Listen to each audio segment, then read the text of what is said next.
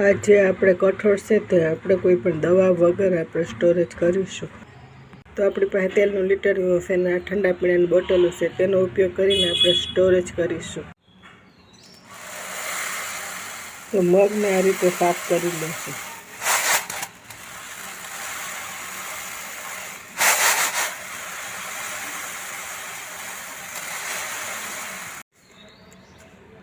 મગ આપણા સાફ થઈ ગયા છે, આપણે બોટલમાં ભરી લઈએ.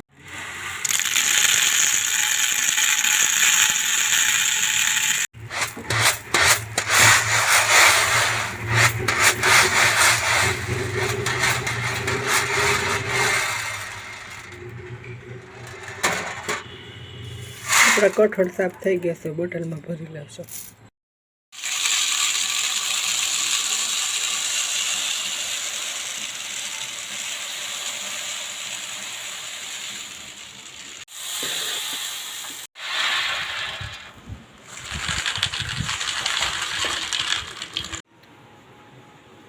આપણે આ રીતે બધા કઠોળને ભરી લીધા છે. તો આ રીતે ભરીશું તો વરસ આખું સારા રહેશે.